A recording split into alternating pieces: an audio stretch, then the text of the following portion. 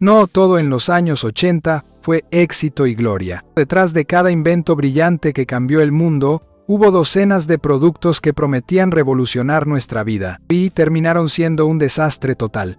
En los próximos minutos, vamos a recordar juntos 12 productos de los 80 que fracasaron de manera espectacular. Inventos que parecían buena idea sobre el papel, que se lanzaron con bombos y platillos, pero que el público rechazó sin piedad. Algunos eran adelantados a su tiempo, otros simplemente eran malas ideas desde el principio. Prepárate para un viaje nostálgico por los fracasos más memorables de una década que no siempre acertó. Número 12. New Coke, 1985. Abril de 1985. Coca-Cola, la bebida más icónica del mundo, decide cambiar su fórmula secreta después de casi 100 años.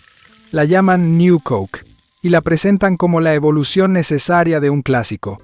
El problema fue que nadie, absolutamente nadie, había pedido ese cambio. La compañía había hecho investigaciones de mercado, miles de pruebas de sabor, donde New Coke ganaba consistentemente contra la fórmula original y contra Pepsi. Los números decían que era mejor, pero los números no entendían algo fundamental.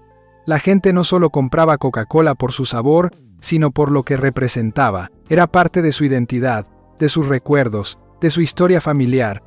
La reacción fue inmediata y feroz. Las líneas telefónicas de Coca-Cola colapsaron con llamadas de clientes furiosos. La gente acumulaba cajas de la fórmula vieja. Grupos de protesta se organizaban exigiendo el regreso de la verdadera Coca-Cola. En solo 79 días, la compañía tuvo que hacer algo sin precedentes, admitir el error y regresar la fórmula original, ahora llamada Coca-Cola Classic. El fracaso de New Coke nos enseñó algo importante. No todo puede mejorarse con investigación de mercado.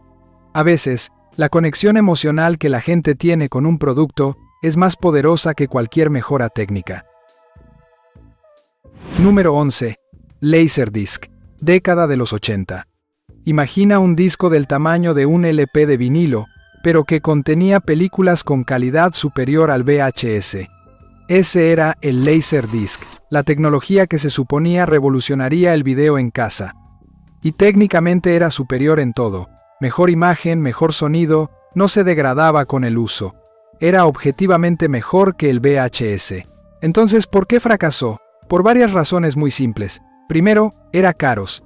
Los reproductores costaban una fortuna comparados con las videocaseteras VHS.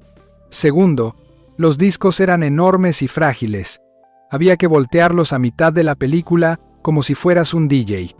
Y tercero, y quizás lo más importante, no podías grabar en ellos. El VHS te permitía grabar tus programas favoritos de la TV, y esa funcionalidad era invaluable.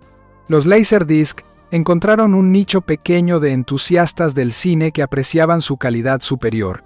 En Japón tuvo más éxito que en América, pero para el público general, era demasiado caro y poco práctico. La tecnología superior no siempre gana si no es accesible y práctica. Hoy, los Laserdisc son objetos de colección. Algunos fanáticos del cine todavía los buscan porque ciertas películas nunca se relanzaron en otros formatos. Es irónico que este formato fracasado de los 80 haya pavimentado el camino para el DVD y el Blu-ray, que sí triunfaron usando conceptos similares, pero en momentos más apropiados. Número 10. Sinclair C5, 1985.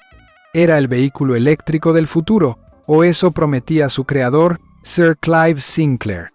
El 5 era básicamente un triciclo eléctrico, con carrocería de plástico donde te sentabas casi a ras del suelo. Se vendía como la solución de transporte personal para las ciudades modernas. El problema fue que nadie quería verse conduciendo lo que parecía un carrito de juguete motorizado. El 5 tenía problemas fundamentales de diseño. Ibas tan bajo que los autos no te veían fácilmente, lo que era peligrosísimo en el tráfico. No tenía techo, así que si llovía te empapabas completamente. La batería duraba poco y las colinas eran su enemigo mortal. Para colmo, se veía ridículo. Absolutamente ridículo. Se lanzó en enero de 1985 con grandes expectativas y publicidad masiva. Sinclair esperaba vender millones. En realidad, vendieron menos de 17,000 unidades antes de discontinuarlo ese mismo año. La compañía perdió millones y la reputación de Sinclair como inventor visionario quedó seriamente dañada. Lo irónico es que la idea de un vehículo eléctrico pequeño para ciudad no era mala. De hecho, 4 décadas después, vemos scooters eléctricos y vehículos similares por todas partes. El Zenko simplemente estaba adelantado a su tiempo, pero ejecutado de la peor manera posible. A veces, tener la idea correcta no es suficiente si la implementación es desastrosa. Número 9. Coleco Adam, 1983. Coleco, la compañía detrás de la exitosa consola ColecoVision, decidió entrar al mercado de las computadoras personales con el Adam. En papel sonaba perfecto, una computadora completa con impresora incluida a un precio competitivo. Iba a competir directamente con Commodore 64 y Apple II. El problema comenzó desde el día del lanzamiento. La tasa de defectos era alarmante. Se estimaba que entre el 30% y el 50% de las unidades llegaban muertas de fábrica o fallaban en las primeras semanas. La impresora incluida generaba interferencia electromagnética que borraba los datos de los disquetes cercanos. Era un desastre técnico de proporciones épicas, pero más allá de los problemas técnicos, había un problema de identidad. ¿Era una computadora para juegos o una herramienta seria de productividad? Coleco no lo dejó claro, y el producto quedó atrapado en un limbo que no satisfacía a ningún mercado. Los jugadores preferían consolas dedicadas, y los profesionales querían equipos más confiables. Coleco perdió millones intentando arreglar los problemas del Adam. En 1985, solo 2 años después de su lanzamiento, lo discontinuaron y la compañía nunca se recuperó completamente. Es uno de esos casos donde una empresa exitosa destruye su propia reputación al apresurarse a entrar en un mercado que no entendía completamente. Número 8. DeLorean DMC-12, 1981 hasta 1983. Sí, el auto de Volver al Futuro fue un fracaso comercial tremendo en la vida real. John DeLorean, un exitoso ejecutivo de General Motors, soñaba con crear el auto deportivo perfecto. El resultado fue el DMC-12, un auto con puertas de ala de gaviota y carrocería de acero inoxidable sin pintar que se veía absolutamente futurista. El problema fue que el diseño espectacular ocultaba fallas fundamentales. El motor era débil para un auto deportivo, apenas 130 caballos de fuerza. Era lento, consumía mucho combustible y tenía problemas de calidad constantes. Las famosas puertas de ala de gaviota se atascaban. El control de calidad era tan malo que los distribuidores tenían que arreglar cada auto antes de venderlo. Y luego estaba el precio. $25,000 en 1981 era carísimo para lo que ofrecía. Podías comprar un Corvette con mejor desempeño por menos dinero. La compañía fabricó alrededor de 9,000 unidades antes de quebrar en 1982, rodeada además de escándalos legales que involucraban a su fundador. La ironía suprema es que el DeLorean se volvió icónico gracias a Volver al Futuro en 1985, 2 años después de que la compañía quebrara. Hoy es un auto de culto, pero como producto comercial de los 80 fue un desastre absoluto. A veces el éxito llega tarde, muy tarde. Número 7. Polaroid Polavision, 1977 hasta 1979. Descontinuado en los 80s, Polaroid, la compañía famosa por sus cámaras de fotografía instantánea, pensó, ¿por qué no hacer lo mismo pero con video? Así nació Polavision, un sistema de video instantáneo que revelaba películas caseras en 3 minutos. Sonaba brillante, pero fue un fracaso monumental. El problema fundamental era el formato. Polavision usaba cartuchos especiales que contenían película de 8 milímetros que se revelaba químicamente dentro de un reproductor especial. Cada cartucho grababa solo 2 minutos y medio de video silencioso. Sí, silencioso, no había audio, y cada cartucho costaba una fortuna. Además, llegó en el peor momento posible. Las videocámaras domésticas con cintas VHS y Betamax estaban entrando al mercado. Podías grabar horas de video con audio, por una fracción del costo de los cartuchos Polavision. La comparación era devastadora para Polaroid. La compañía invirtió millones en desarrollo y marketing, pero el público simplemente no lo quiso. En 1979, apenas 2 años después del lanzamiento, tuvieron que discontinuarlo con pérdidas masivas. Fue tal el fracaso que casi lleva a Polaroid a la quiebra. Es un ejemplo perfecto de cómo una gran idea puede llegar en el momento equivocado y con la tecnología equivocada. Número 6. RCA Selectavision Videodisc 1981 hasta 1984. RCA invirtió 17 años y más de $500 millones desarrollando su sistema de video en disco. Se llamaba Selectavision Videodisc, y se suponía que iba a dominar el mercado del video en casa. En lugar de eso, se convirtió en una de las pérdidas financieras más grandes en la historia de la electrónica de consumo. El sistema usaba discos que parecían LPs gigantes pero contenían películas. A diferencia del Laserdisc que usaba láser, Selectavision usaba una aguja física que leía surcos microscópicos. Era básicamente un tocadiscos para películas. Y tenía problemas terribles. Los discos se rayaban fácilmente, la calidad de imagen era inferior al VHS y no podías grabar nada. Pero el problema más grande era el timing. RCA lanzó Selectavision en 1981, justo cuando VHS y Betamax ya estaban establecidos y las videocaseteras bajaban de precio rápidamente. ¿Para qué comprar un sistema nuevo, más caro y menos versátil, cuando ya tenías opciones mejores disponibles? Las ventas fueron patéticas. RCA esperaba vender millones, vendieron menos de 1 millón en 3 años. En 1984, admitieron la derrota y discontinuaron el producto con pérdidas estimadas en $650 millones. Fue un golpe tan duro que RCA nunca recuperó su posición de liderazgo en electrónica de consumo. Número 5. Apple Lisa, 1983. Antes de la Macintosh, Apple lanzó la Lisa, una computadora revolucionaria que introducía conceptos que hoy damos por sentado. Interfaz gráfica con ventanas, mouse, iconos. Era tecnología del futuro. El problema fue que costaba $10,000 en 1983. La Lisa era técnicamente impresionante, pero comercialmente inviable. Ese precio astronómico la ponía fuera del alcance de consumidores regulares y pequeñas empresas. Solo las grandes corporaciones podían considerarla, pero ellas ya tenían sistemas establecidos y no veían razón para cambiar. Además, era lenta. A pesar de su hardware avanzado, el sistema operativo gráfico demandaba tanto poder de procesamiento que las aplicaciones corrían con dolorosa lentitud.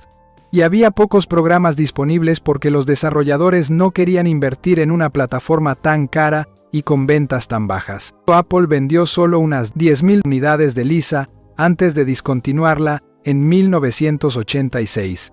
Perdieron millones. Pero curiosamente, ese fracaso enseñó lecciones valiosas que Steve Jobs aplicó un año después con la Macintosh. Misma tecnología revolucionaria, pero a un precio razonable y con mejor marketing. A veces, los grandes éxitos nacen de los fracasos anteriores. 4. Clackers prohibidos en 1985. Aquí hay un caso único, un juguete que no fracasó por falta de ventas, sino porque era literalmente peligroso.